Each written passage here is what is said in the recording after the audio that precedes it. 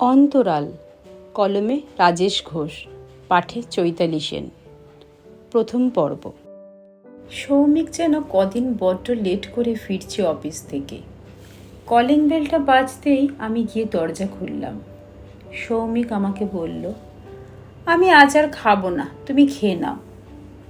আমি বললাম, আমার খিদে নেই বলেই টেবিলটা পরিষ্কার করে নিলাম। দেখলাম ফ্রেশ হয়েই ও ফোন নিয়ে ব্যস্ত। ফোনে যেন কাকে বলছে। কথা দিলাম ওই হাত কোনোদিন ছাড়ব না। শুনে অবাক হলাম, কাকে বলছে ও এসব? আমার ঘরে ঢোকার শব্দ হতেই ফোনটা কেটে দিল। আমি শুয়ে পড়লাম। সৌমিক টেবিলে ফোনটা রেখে বলল, তোমার কি শরীর খারাপ? আমি বললাম না। বলেই সৌমিক পাশ ফিরে শুয়ে পড়ল।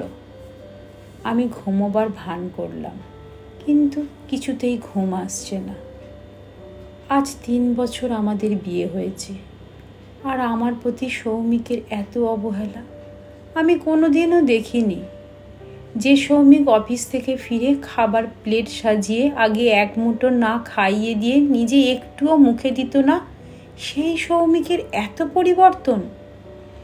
কিছুতেই ঘুম আসছে না। মনে পড়ে যাচ্ছে যে সৌমিক কয়েক ঘন্টা উপবাস করলে চেঁচিয়ে সারা বাড়ি মাথায় করত, সেই সৌমিককে আজ আমি ফোন করে বললাম, তাড়াতাড়ি বাড়ি এসো, আমার খুব খিদে পেয়েছে, সেই দুপুরে লাঞ্চ করেছি। এত কিছু বলার পরও সে খেয়ে বাড়ি ফিরল। নিজেকে সামলানোর চেষ্টা করলাম। মাথায় নানা প্রশ্ন ঘুরপাক খেতে থাকলো। ওর ফোনটাই আজ সব উত্তর বলে দেবে। খুব সাবধানে ওর ফোন নিয়ে ডাইনিংয়ে এলাম। দেখে মাথায় আকাশ ভেঙে পড়ল। ফোনটা লক। সৌমিকের সাথে আমার 7 বছরের প্রেম আর 3 বছরের বিবাহিত জীবন। কোনোদিন সৌমিকের ফোনে লক দেখিনি। তাহলে কি আমার সন্দেহটাই ঠিক? না না, এসব আমি কি ভাবছি? সবই আমার মনের ভুল।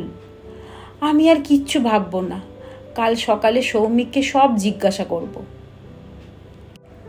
সকালে ব্রেকফাস্টের টেবিলে বসে ওকে বললাম, তোমার কি কিছু হয়েছে? কদিন ধরে দেখছি রাত করে বাড়ি ফিরছো, ফিরেও ফোনে ব্যস্ত। কোনো সমস্যা হয়েছে কি? গম্ভীরভাবে উত্তর দিল, না।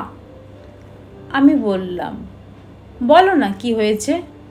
প্রচণ্ড রেগে বলল, বিয়ে করেছি বলে কি নিজেকে তোমার চরণে সঁপে দিয়েছি যে তোমাকে সব বলতে হবে? বলতে বলতে অফিসে চলে গেল।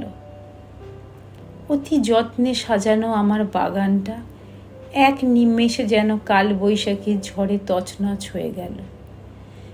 তাহলে কি আমার সন্দেহ ঠিক? আজ এইটুকু। দ্বিতীয় পর্ব আগামীকাল।